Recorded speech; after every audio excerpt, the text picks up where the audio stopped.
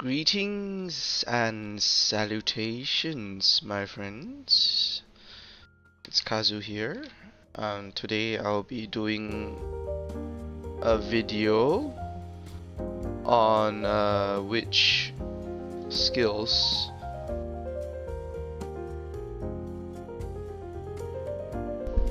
now.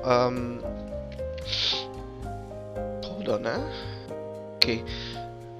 I'm not really sure if people want a more elaborate guide or more quick guide, but I'm gonna try and keep it short while still elaborating as much as I can.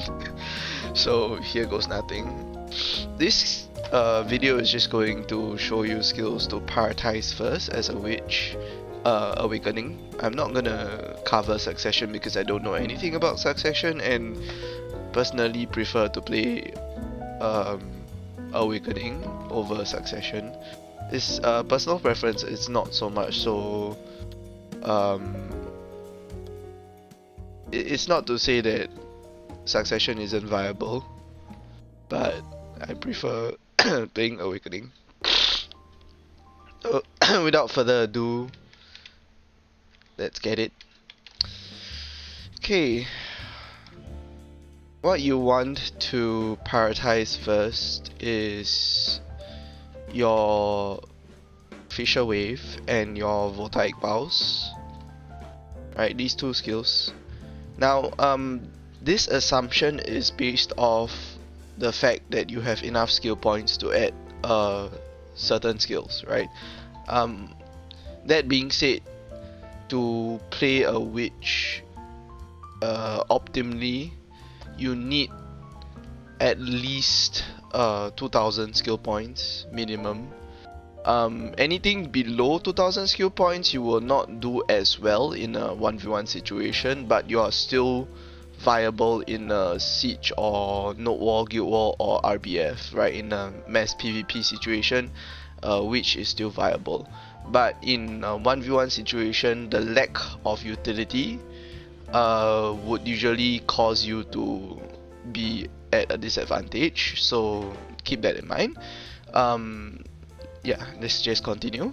Now, if you have enough skill points, obviously you want to you know, from 56 to 58, this is what you want to do. You want to focus on your Fisher Wave, your Voltaic Pulse.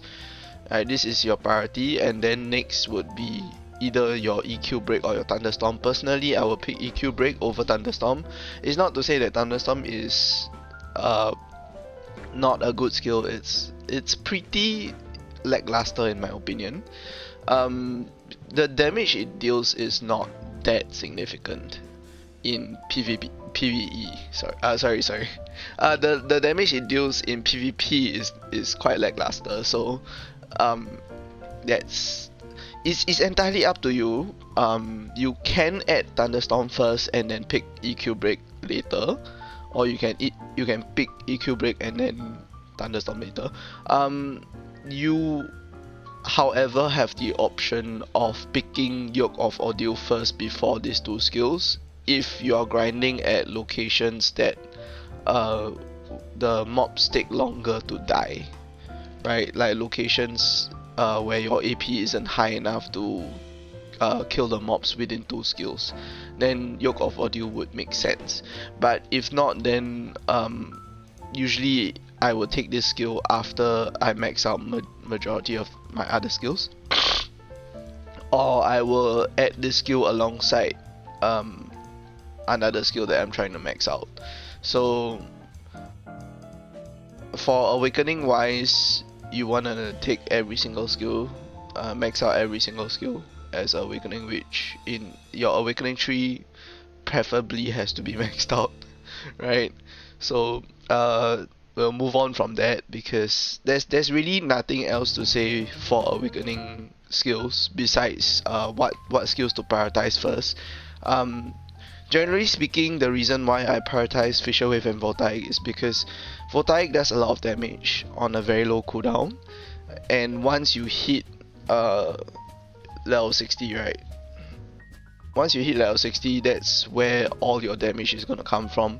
If not, like 80 to 90% of your damage is going to come from this. So that's one of the main reasons why Voltai is important.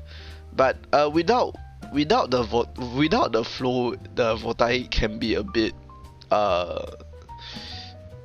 it would seem like it doesn't do much lah. But once you get your flow, that's when you would start to feel the damage coming in. Now, the other reason for like why I want to prioritize Fisher Wave is because this skill is good for sustaining your mana, so to speak. I know people will be like, but you can use your normal attack to gain back mana, why would you want to use this? So this, I'm not really sure how else to put it. It's a very good skill. It has a relatively low cooldown, right? 3 seconds, and it does relatively okay damage. On top of that, it gives you mana back, so I would say that it's a very good grinding skill. So these two skills is priority. And then let's move on from Awakening, because you can either choose to follow the skills that I told you to add, or you can add however you want to. For Awakening, it doesn't really make that huge of a difference. But we're going to move on from that into the pre-awakening skills and what I would recommend you to prioritize.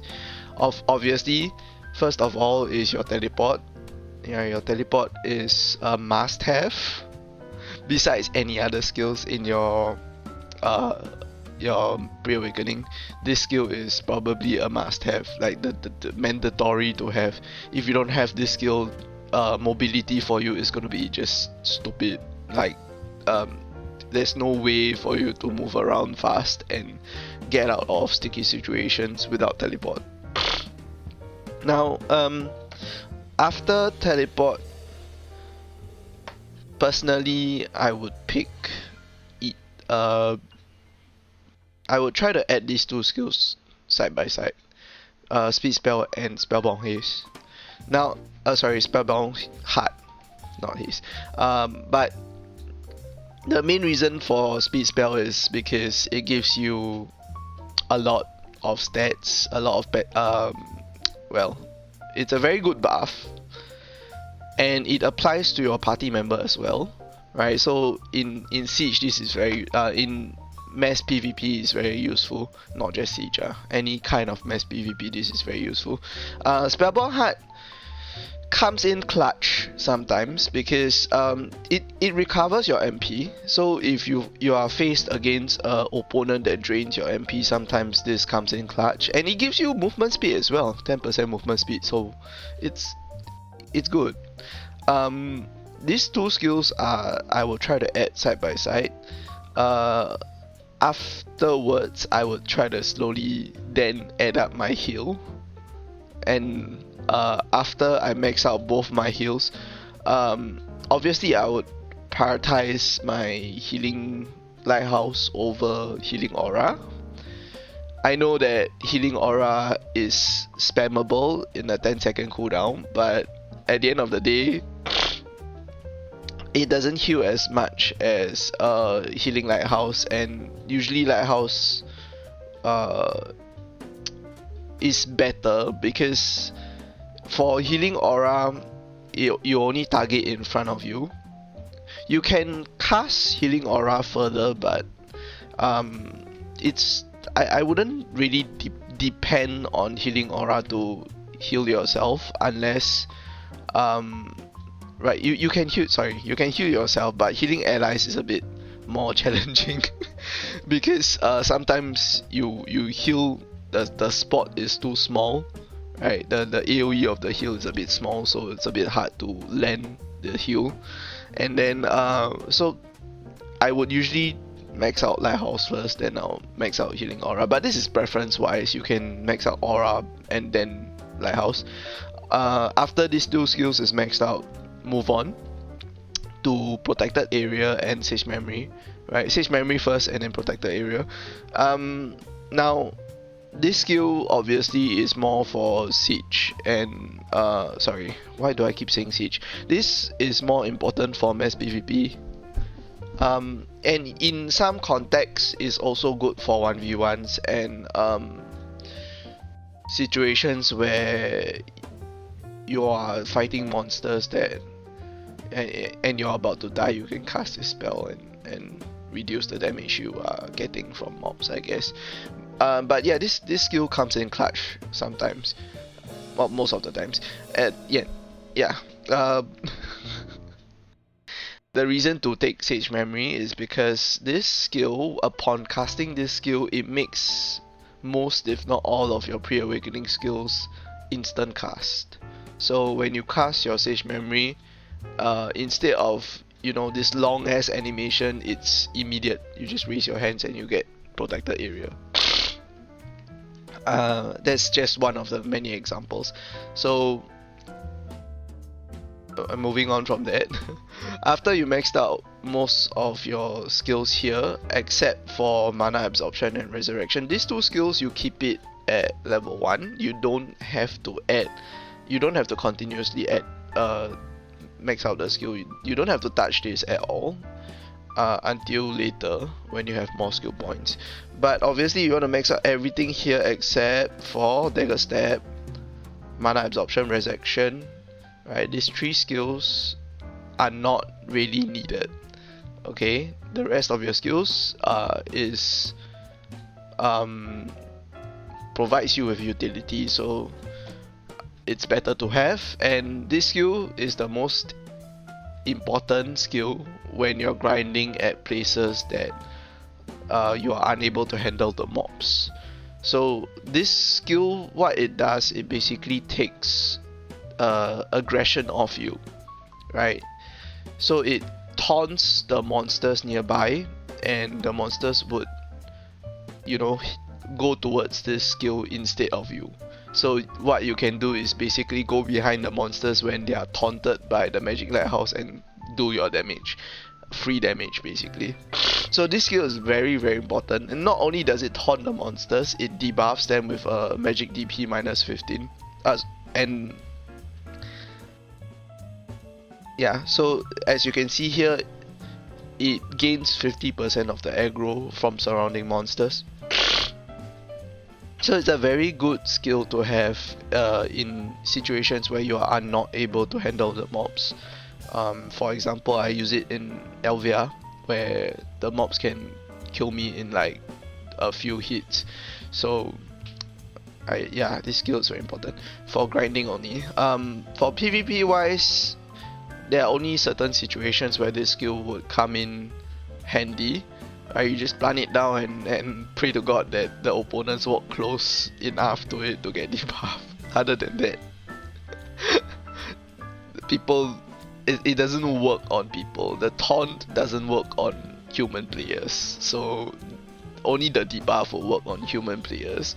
And generally speaking, unless they are melee classes, they usually won't come into the range of your magic lighthouse, and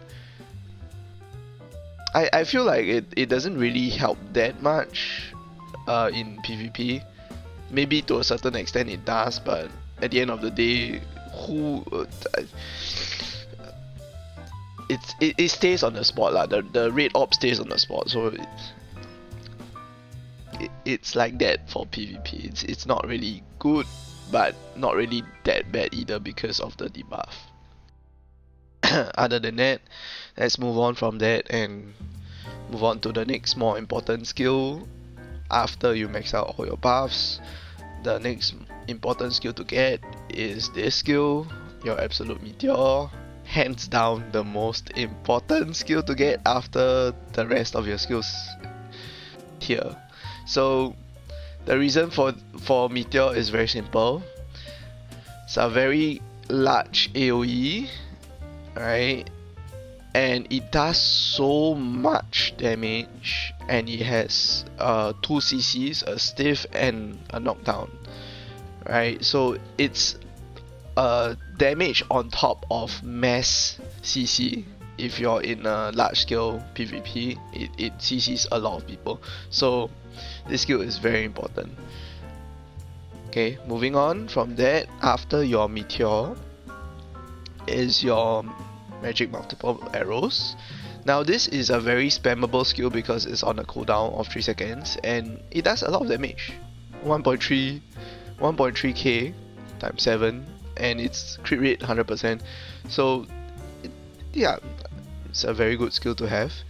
Moving on, after you max out your magic multiple missiles, you move on from there to your absolute fireball and your absolute fireball explosion. This one, needless to say, is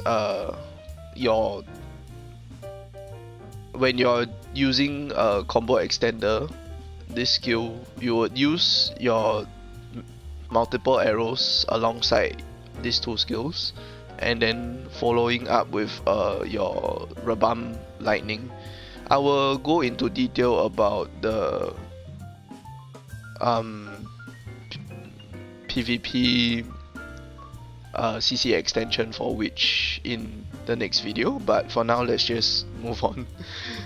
If not, this video is gonna be long. Now, after your fireball, you can go into your lightning 5. Don't get absolute lightning first. You get lightning 5 and then you get your skill enhancement Sage Thunder. Now this is optional. Only for 1v1s would I recommend you to get Sage Thunder. It's not to say that Sage Thunder is useless in a mass PvP context, but if you're in a guild, technically speaking and relatively, your guild members or your guild master would probably want you to get Sage Light because it's a very fast cast animation of a heal, and not only that, it heals a lot of people back to max HP, so it's very very important because it can come in clutch in certain team fights, right? It's not to say that Sage Light, like vice versa, it's not to say that Sage Light is useless in 1v1, it's just that Sage Thunder will provide you with more utility because you have more damage and more CC to play with, because Sage Thunder stuns your enemy as well. So utility helps with 1v1, whereas support skills like your heal would help in mass PvP. So in 1v1 context, you usually prioritize utility over support skills.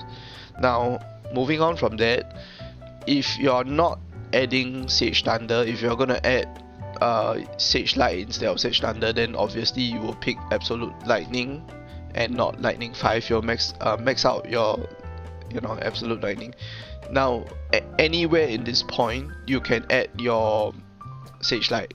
It doesn't have to be, but obviously, if you are doing mass PvP very often, then Sage Light will be a priority. Now, after you max out your Sage Thunder or your Absolute Lightning, then you max out your Residue, your Absolute Residue. Now, after that skill, okay, the rest of the skill I would say is more or less your personal choice. If you do a lot of mass PvP, then Blizzard would be the way to go. If you do a lot of single 1v1 PvP, then between your Freeze, Fidget Fog and your Earthquake is entirely up to you which skill you want to use. Personally, I would use Earthquake because I'm not confident in landing my Freeze because it has a very small range, very small hitbox, and Absolute Frigid Fog also has a very small 360 AoE. It does have super armor, but it's a very the AoE is very small as compared to Earthquake. And at least for Earthquake, for me, right, Earthquake lasts longer. And if people walk into your Earthquake during the cast of your Earthquake, they can still get CC'd. Whereas Frigid Fog is just a one cast skill. So even if they walk in to your ice field after you cast it, they don't get CC'd. Whereas it's different for Earthquake, right? So when you're casting Earthquake, people walk into Earthquake, they can still get CC'd. Whereas, like I mentioned, Frigid Fall is just one cast, so even if they walk into the ice field after you cast the spell, right? If they walk into this blue color field, they don't get CC'd. So it's entirely up to you which skill you want to add. If you can even choose Absolute Lightning Chain first, right? After maxing the skills that I told you to add. And the reason for Absolute Lightning Chain is because this is a very useful skill in certain situations where your opponents are just jumping around you and you're not able to catch them off with a CC. And you can hold this skill for as long as you like. Obviously it has you can hold it for like a good maybe 6 to 7 seconds, right? And during these 6 to 7 seconds, as long as your camera is somewhat facing your opponent, the lightning will travel to your opponent. Even if your cursor is not directly on top of your opponent, the lightning will travel to your opponent. And it applies a CC on your opponent when your opponent is casting an ability that is not protected. They will get CC'd by this skill. So in certain contexts, this skill is very good, especially when you're facing against a sorceress who's like jumping around you and is not able to CC you for some weird ass reason and just trolling you, you know. So the Absolute Lightning is very useful in that context to catch them off. Other than that, there's really nothing else to talk about, because at this point we are already in the high 2000s in terms of skill points required for the skills that I'm talking about. So for people who are not playing Seasonal Witch, you would most probably have difficulty reaching 1.8k skill points. So this is more end game stuff than it is early on. For Witch to be even viable in 1v1s, they would have to have at least 2k, close to 2k skill points. If they are below 2k skill points, it's not to say that they're not viable in 1v1 situations. It's just that they would have less utility to play with and therefore be at a disadvantage. But then again, witches are usually most of the time at a disadvantage in a 1v1 situation, as long as the person knows how to PvP. If the person is a really seasoned player, you will not have a good time fighting the person. You might have a chance against the person if you outgear the person, but the odds are still not in your favor in a 1v1 situation, regardless of whatever class you're up against. As long as they know how to play their class, you will be at a disadvantage. And just bear that in mind. If you're gonna play a witch, you're not gonna enjoy 1v1 that much, especially when you're up against seasoned players, people who are more familiar with the game. Okay, that concludes what I can say about the skills of Witch, and in the next video I'll talk more about the PvP rotations and the PvP combos. Before I end, I forgot to talk about the core, so I'm gonna just elaborate on the core first before I end. Now, personally, I picked core Fisher Wave because I use Fisher Wave to grind, and it's also useful in 1v1 or mass PvP context because you have another frontal guard, right?